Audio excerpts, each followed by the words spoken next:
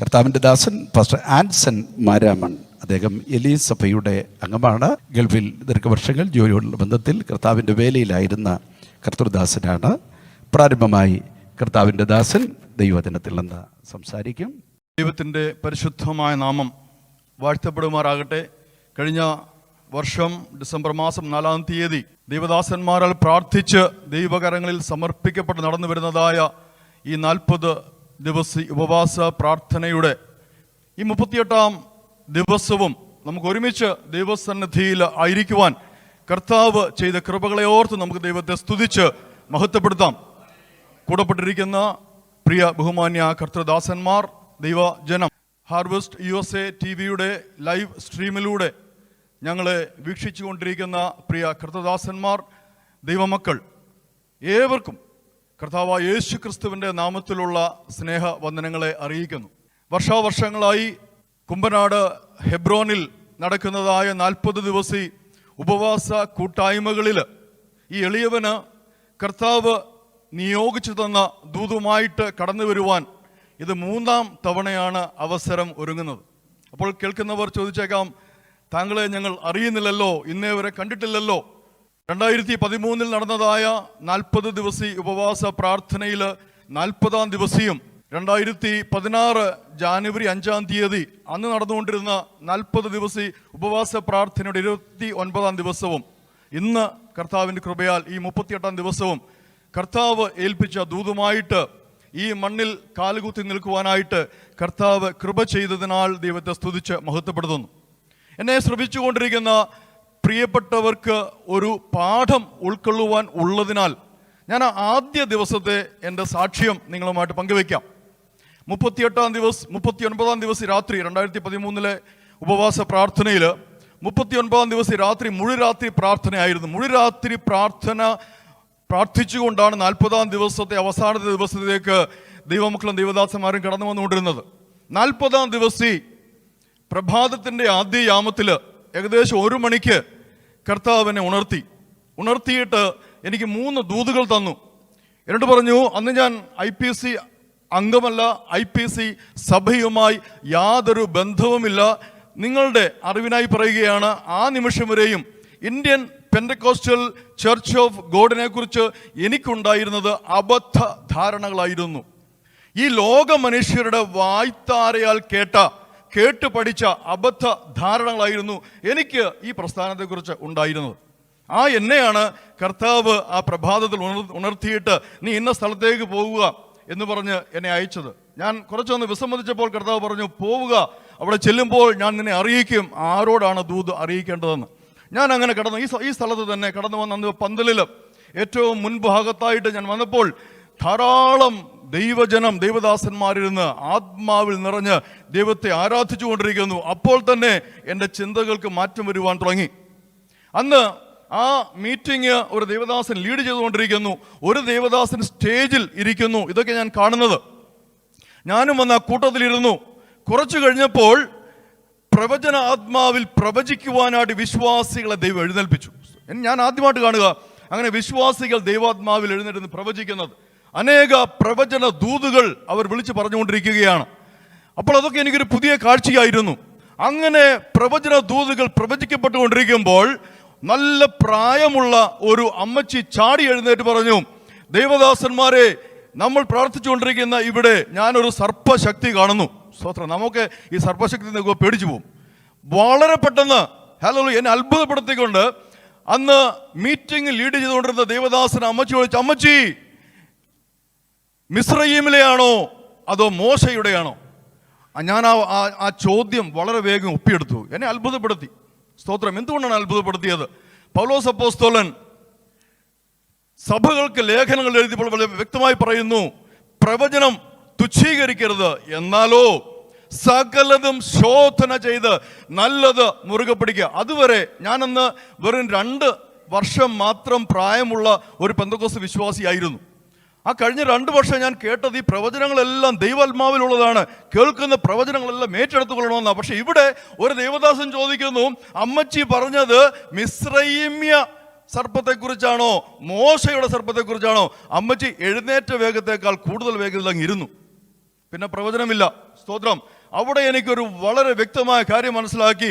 ഞാൻ വന്നിരുന്ന് പ്രാർത്ഥനയിൽ പങ്കെടുക്കുന്നതായ ഈ പ്രസ്ഥാനം ഞാൻ അന്നുവരെ കേട്ടതായ ദൂഷ്യങ്ങളുള്ള പ്രസ്ഥാനമല്ല. ദൈവാത്മാവിനാൽ നയിക്കപ്പെടുന്ന ശക്തന്മാരായ ദൈവദാസന്മാരാൽ നേതൃത്വം കൊടുക്കപ്പെടുന്നതായ ഒരു പ്രസ്ഥാനമാണിതെന്ന് എനിക്കന്ന് വളരെ വ്യക്തമായി. ഞാൻ എന്തുകൊണ്ടാണ് ഇന്ന് ഈ നിമിഷം ഇത് നിങ്ങളുമായി പങ്കുവെക്കുന്നത്? ഈ കഴിഞ്ഞ കാല ദിവസങ്ങളിൽ ലോക മനുഷ്യരുടെ ചിന്തകൾ പ്രചരിപ്പിക്കപ്പെടുന്നത് വാട്സാപ്പിലൂടെയും ഫേസ്ബുക്കിലൂടെയുമാണ്. പ്രിയമുള്ളവർ, അതൊക്കെ വായിക്കുന്നുണ്ട്. നിങ്ങൾ വായിച്ചു കൊള്ളുക, ഒരു കുഴപ്പവുമില്ല. പക്ഷെ വിശ്വസിക്കരുത്. നിങ്ങൾ നേരിട്ട് കാണാതെ, നിങ്ങൾ നേരിട്ട് ശ്രവിക്കാതെ, നിങ്ങൾ നേരിട്ട് അറിയാതെ ഒരു കാര്യവും നിങ്ങൾ വിശ്വസിക്കരുത്. കാരണം സഭ ക്രിസ്തുവിൻ്റെതാണ്, ഒരു വ്യക്തിയുടേതല്ല, ഒരു ദൈവദാസന്റെയോ ഒരു വിശ്വാസിയുടെ അല്ല. സഭയെ നടത്തുന്നതും നയിക്കുന്നതും വളർത്തുന്നതും എല്ലാം കർത്താവാണ് എന്നുള്ള ആ ബോധ്യം നമ്മൾക്കുണ്ടാകണം.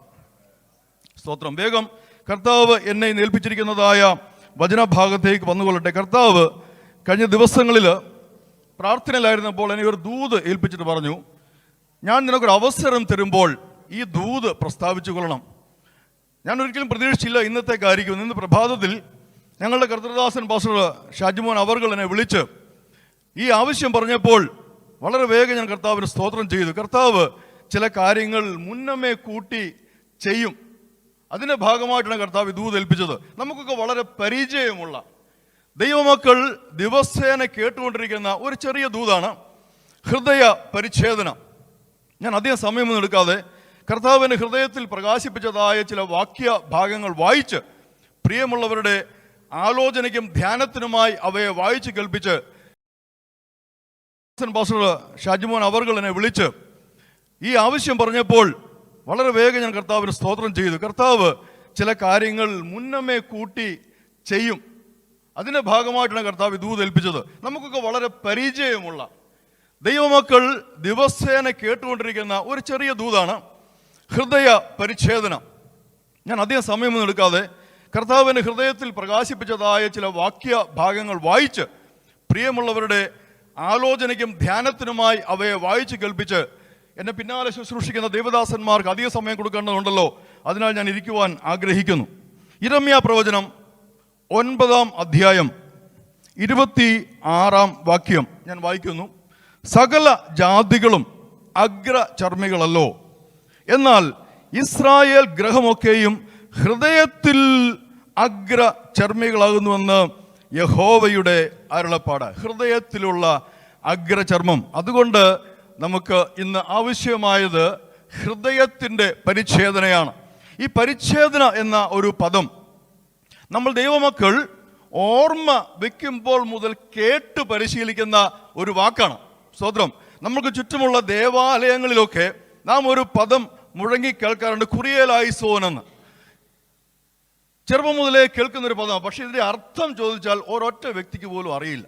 അതുപോലെയാണ് ഈ പരിച്ഛേദന എന്നുള്ള ആ പദം. അബുദാബിയിലായിരിക്കുമ്പോൾ ഒരു ഭവനത്തിൽ കൂടി വന്ന മീറ്റിങ്ങിൽ ധാരാളം കുഞ്ഞുങ്ങളൊക്കെ മുമ്പിലുണ്ടായിരുന്നു. എനിക്കിതുപോലെ ഒരു വിഷയം ലഭിച്ചപ്പോൾ ഞാൻ അവരോട് ചോദിച്ചു, നിങ്ങൾക്കറിയാമോ കുഞ്ഞുങ്ങളെ എന്താണ് ഈ പരിച്ഛേദന എന്ന്? ആർക്കും അറിയില്ല. കാരണം അവർ കേട്ട് പരിശീലിച്ചതാണ്, അതിൻ്റെ അർത്ഥം അറിയില്ല. അന്ന് അവിടെ പരിച്ഛേദന എന്നതിൻ്റെ ഭൗതികമായ കാര്യങ്ങൾ ഞാൻ അവരെ പറഞ്ഞ് മനസ്സിലാക്കി. പക്ഷെ ഇന്ന് ഭൗതികമായ കാര്യങ്ങളല്ല പറയേണ്ടത്, അതിൻ്റെ ആത്മീകമായ കാര്യങ്ങൾ, അതിൻ്റെ ആത്മീയ വശം, അതിൻ്റെ ദൈവികമായ വശം. എന്താണ് പരിച്ഛേദന എന്നതുകൊണ്ട് അർത്ഥമാക്കുന്നത്? ഒറ്റ വാക്കിൽ പറഞ്ഞാൽ അത്യുന്നതനായ ദൈവത്തിൻ്റെ നിയമം. അത്യുന്നതനായ ദൈവം അബ്രഹാം പിതാവിന് ഏൽപ്പിച്ചു കൊടുത്തതായ ഒരു നിത്യ നിയമമാണ് പരിച്ഛേദന. തൻ്റെ ഭവനത്തിൽ വന്നു പാർക്കുന്ന, തൻ്റെ ഭവനത്തിൽ സേവ ചെയ്യുന്ന എല്ലാ പുരുഷ പ്രജയുടെയും അഗ്രചർമ്മം ഛേദിച്ചു കളയണം. എന്തിനു വേണ്ടി? ഒരു നിയമം സ്ഥാപിക്കുവാനായിട്ട്. എന്താണ് ആ നിയമം? ഞാൻ വളരെ വേഗം ഇതിലേക്ക് മുന്നോട്ട് പോവുകയാണ്. ഉൽപ്പത്തി 17-ാം അധ്യായത്തിലാണ് നടക്കുന്നത്. ഉൽപ്പത്തി പുസ്തകം 17-ാം അധ്യായത്തിൽ 1-2 വാക്യങ്ങൾ ഞാൻ വേഗം വായിക്കുന്നു. അബ്രഹാമിന് 99 വയസ്സായപ്പോൾ യഹോവ അബ്രഹാമിന് പ്രത്യക്ഷനായവനോട്, ഞാൻ സർവശക്തിയുള്ള ദൈവമാകുന്നു, നീ എൻ്റെ മുമ്പിൽ നിഷ്കളങ്കനായിരിക്ക. നമുക്കറിയാം, മുൻപേ ഒരു വാഗ്ദത്തം കൊടുത്തു. പരിച്ഛേദനയ്ക്ക് മുമ്പായിട്ട് അബ്രഹാമിന് അത്യുന്നതനായ ദൈവം ഇന്ന് നമ്മൾക്കും ബാധകമായിരിക്കുന്ന ആത്മീയ ലോകത്തിൽ നമുക്കും ബാധകമായിരിക്കുന്നതായ ഒരു വാഗ്ദത്തം കൊടുത്തു. അത് പരിച്ഛേദനയ്ക്ക് മുൻപേ ആയിരുന്നു. ആ വാഗ്ദത്തം പ്രാപിക്കുവാനായിട്ട് രണ്ടാമത് ദൈവം ചെയ്യുന്ന ഒരു കാര്യമാണ്, അബ്രഹാമിന് ഒരു ഉപദേശം കൊടുക്കുകയാണ്. എന്താണ് ഉപദേശം? നീ നിഷ്കളങ്കനായിരിക്കുക, എൻ്റെ മുമ്പിൽ നീ നിഷ്കളങ്കനായിരിക്കുക. അതിനുശേഷമാണ് നിയമം കൊടുക്കുന്നത്. എന്താണ് നിയമം? നമുക്ക് ആ നിയമത്തിലേക്ക് വരാം. എനിക്കും നിനക്കും മധ്യേ ഞാൻ എൻ്റെ നിയമം സ്ഥാപിക്കും. എന്തിനു വേണ്ടി? നീ ആ നിയമം അനുസരിച്ച് കഴിയുമ്പോൾ നിന്നെ ഞാൻ എന്ത് ചെയ്യും? അധികമായി വർദ്ധിപ്പിക്കും എന്ന് അരുളി ചെയ്തു. ഈ നിയമം എന്ന് പറഞ്ഞാൽ കർത്താവ് കൊടുത്ത നിയമം എന്തിനു വേണ്ടിയാണ് കൊടുത്തത്? സ്തോത്രം. നിയമം എന്തിനു വേണ്ടി? What for the law. നമുക്ക് വളരെ വേഗം ആ ഭാഗത്ത് നിന്ന് തന്നെ മനസ്സിലാക്കാം. അതിൽ 7-ാം അധ്യായം, ഞാൻ നിനക്കും നിന്റെ ശേഷം നിന്റെ സന്തതിക്കും ദൈവമായിരിക്കേണ്ടതിന്. എന്തിനാണ് നിയമം? നിനക്കും നിനക്ക് ശേഷം, എനിക്കും എൻ്റെ ശേഷം എൻ്റെ സന്തതിക്കും കർത്താവിന് വരവ് താമസിച്ചാൽ അത്യുന്നതനായവൻ ദൈവമായിരിക്കേണ്ടതിനാണ് നിയമങ്ങൾ നൽകപ്പെട്ടിരിക്കുന്നത്. നാം ആ നിയമങ്ങൾ പ്രമാണിക്കുമ്പോൾ നാം നമ്മുടെ സന്തതി പരമ്പരകളെ പഠിപ്പിക്കുകയാണ്. ഹല്ലേലൂയ, എന്നെ നടത്തിയ ദൈവം നിന്നെയും നടത്തുമെന്നുള്ളത്. സ്തോത്രം. അതിനുവേണ്ടിയാണ് നിയമങ്ങൾ നൽകപ്പെട്ടിരിക്കുന്നത്. ഇനി എന്താണ് നിയമം? അതിൻ്റെ 9-ാം വാക്യം വായിക്കുമ്പോൾ, 9, 10 ഒക്കെ വായിക്കുമ്പോൾ, ഞാൻ പെട്ടെന്ന് വായിച്ചു 11-ാം വാക്യം വായിക്കുകയാണ്. നിങ്ങളുടെ അഗ്രചർമ്മം പരിച്ഛേദന ചെയ്യണം, അത് എനിക്കും നിങ്ങൾക്കും മധ്യേയുള്ള നിയമത്തിൻ്റെ അടയാളം. സ്തോത്രം. ഒന്നുകൂടെ മുൻപോട്ട് പോകുമ്പോൾ വീണ്ടും നമ്മൾ ചോദിക്കുക, എന്താണ് ഈ ഹൃദയ പരിച്ഛേദന? അതാണല്ലോ വിഷയം. വേഗത്തിൽ ഞാൻ പറഞ്ഞു വിടുവാൻ ആഗ്രഹിക്കുന്നു. യിരെമ്യാ പ്രവചനം തന്നെ 4-ാം അധ്യായത്തിലേക്ക് വരുമ്പോൾ അതിൻ്റെ 1-4 വാക്യങ്ങൾ ഞാൻ വായിക്കുകയാണ് വേഗം. ഇസ്രായേലെ നീ മനം തിരിയുമെങ്കിൽ. അപ്പോൾ എന്താണ് ഹൃദയ പരിച്ഛേദന? ഹൃദയത്തിൻ്റെ പരിച്ഛേദന എന്ന് പറയുന്നത് മാനസാന്തരമാണ്. മാനസാന്തരം. സമയം സ്വല്പം എടുത്തുകൊണ്ട് വളരെ വേഗം ഞാൻ എങ്ങനെ മാനസാന്തരപ്പെട്ടു, ആൻസൺ എങ്ങനെ മാനസാന്തര, എല്ലാ പുരുഷ പ്രജയുടെയും അഗ്രചർമ്മം ഛേദിച്ച് കളയണം. എന്തിനു വേണ്ടി? ഒരു നിയമം സ്ഥാപിക്കുവാനായിട്ട്. എന്താണ് ആ നിയമം? ഞാൻ വളരെ വേഗം ഇതിലേക്ക് മുന്നോട്ട് പോവുകയാണ്. 17-ാം അധ്യായം, ഉൽപ്പത്തി 17-ാം അധ്യായത്തിലാണ് നടക്കുന്നത്. ഉൽപ്പത്തി പുസ്തകം 17-ാം അധ്യായത്തിൽ 1-2 വാക്യങ്ങൾ ഞാൻ വേഗം വായിക്കുന്നു. അബ്രഹാമിന് 99 വയസ്സായപ്പോൾ യഹോവ അബ്രഹാമിന് പ്രത്യക്ഷനായവനോട്, ഞാൻ സർവശക്തിയുള്ള ദൈവമാകുന്നു, നീ എൻ്റെ മുമ്പിൽ നിഷ്കളങ്കനായിരിക്കുക. നമുക്കറിയാം, മുൻപേ ഒരു വാഗ്ദത്തം കൊടുത്തു. പരിച്ഛേദനയ്ക്ക് മുമ്പായിട്ട് അബ്രഹാമിന് അത്യുന്നതനായ ദൈവം ഇന്ന് നമ്മൾക്കും ബാധകമായിരിക്കുന്ന ആത്മീയ ലോകത്തിൽ നമുക്കും ബാധകമായിരിക്കുന്നതായ ഒരു വാഗ്ദത്തം കൊടുത്തു. അത് പരിച്ഛേദനയ്ക്ക് മുൻപേ ആയിരുന്നു. ആ വാഗ്ദത്തം പ്രാപിക്കുവാനായിട്ട് രണ്ടാമത് ദൈവം ചെയ്യുന്ന ഒരു കാര്യമാണ്, അബ്രഹാമിന് ഒരു ഉപദേശം കൊടുക്കുകയാണ്. എന്താണ് ഉപദേശം? നീ നിഷ്കളങ്കനായിരിക്കുക, എൻ്റെ മുമ്പിൽ നീ നിഷ്കളങ്കനായിരിക്കുക. അതിനുശേഷമാണ് നിയമം കൊടുക്കുന്നത്. എന്താണ് നിയമം? നമുക്ക് ആ നിയമത്തിലേക്ക് വരാം. എനിക്കും നിനക്കും മധ്യേ ഞാൻ എൻ്റെ നിയമം സ്ഥാപിക്കും. എന്തിനു വേണ്ടി? നീ ആ നിയമം അനുസരിച്ച് കഴിയുമ്പോൾ നിന്നെ ഞാൻ എന്ത് ചെയ്യും? അധികമായി വർദ്ധിപ്പിക്കും എന്ന് അരുളി ചെയ്തു. ഈ നിയമം എന്ന് പറഞ്ഞാൽ കർത്താവ് കൊടുത്ത നിയമം എന്തിനു വേണ്ടിയാണ് കൊടുത്തത്? സ്തോത്രം. നിയമം എന്തിനു വേണ്ടി? What for the law. നമുക്ക് വളരെ വേഗം ആ ഭാഗത്ത് നിന്ന് തന്നെ മനസ്സിലാക്കാം. അതിൽ 7-ാം അധ്യായം, ഞാൻ നിനക്കും നിന്റെ ശേഷം നിന്റെ സന്തതിക്കും ദൈവമായിരിക്കേണ്ടതിന്.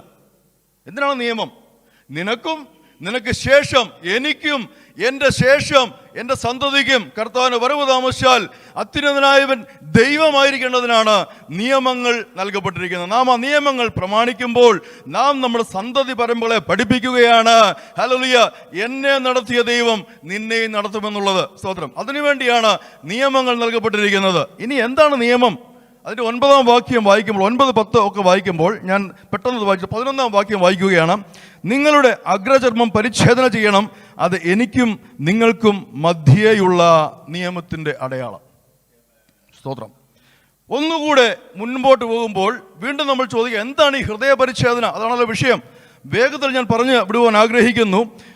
യിരെമ്യാ പ്രവചനം തന്നെ 4-ാം അധ്യായത്തിലേക്ക് വരുമ്പോൾ അതിൻ്റെ 1-4 വാക്യങ്ങൾ ഞാൻ വായിക്കുകയാണ് വേഗം. ഇസ്രായേലെ നീ മനം തിരിയുമെങ്കിൽ. അപ്പോൾ എന്താണ് ഹൃദയ പരിച്ഛേദന? ഹൃദയത്തിൻ്റെ പരിച്ഛേദന എന്ന് പറയുന്നത് മാനസാന്തരമാണ്. മാനസാന്തരം. സ്തോത്രം. ഞാൻ സമയം സ്വല്പം എടുത്തുകൊണ്ട് വളരെ വേഗം ഞാൻ എങ്ങനെ മാനസാന്തരപ്പെട്ടു, ആൻസൺ എങ്ങനെ മാനസാന്തരപ്പെട്ടു എന്ന് വേഗത്തിൽ നിങ്ങളുടെ അറിവിനായിട്ട്, പലർക്കും അറിയില്ല ഈ മാനസാന്തരം എന്ന് പറഞ്ഞാൽ എന്താണെന്ന്. കാരണം ഞാൻ വിശ്വാസത്തിൽ വരുന്നതിന് മുൻപ് അങ്ങേയറ്റം വെറുത്തിരുന്ന ഒരു വാക്കാണ് മാനസാന്തരം. കാരണം എനിക്ക് മാനസാന്തരപ്പെടേണ്ട ആവശ്യമില്ല. ഞാൻ എല്ലാ ഞായറാഴ്ച 30 വർഷം Maramon Chettimukku little flower Malankara Catholic Syrian ചർച്ചിൻ്റെ മദ്ബഹായിൽ ശുശ്രൂഷിച്ച വ്യക്തിയാണ്. 32 വർഷം, 2 വർഷം പരിശീലനമായിരുന്നു. 10ാമത്തെ വയസ്സിൽ ആ ദേവാലയത്തിൻ്റെ മദ്ബഹായിൽ കയറി 2 വർഷം പരിശീലിച്ചു. ശേഷം 30 വർഷം അവിടെ പ്രധാന ശുശ്രൂഷകനായിട്ട് സേവ ചെയ്തു.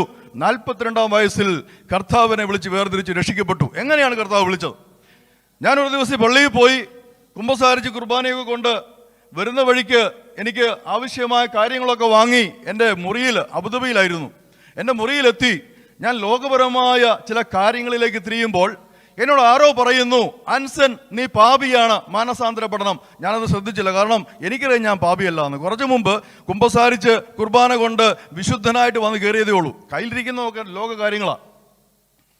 ഞാനതൊന്നും ശ്രദ്ധിക്കാതെ എന്തോ കേട്ടതായിരിക്കാം എന്ന് വിചാരിച്ച് ഞാൻ ആ കാര്യങ്ങളിലേക്ക് വ്യാപൃതനായി വേഗം ഞാൻ കേട്ടതായ അതേ ശബ്ദം ആജ്ഞയോടെ എന്നോട് പറയുന്നു, ആൻസൺ നീ മാനസാന്തരപ്പെട്ട് തിരിയുക, നിന്റെ പാപങ്ങൾ എല്ലാം നിന്നെ എന്നിൽ നിന്ന് അകറ്റിയിരിക്കുന്നു. ഇതൊരു ആജ്ഞാശബ്ദമായിരുന്നു.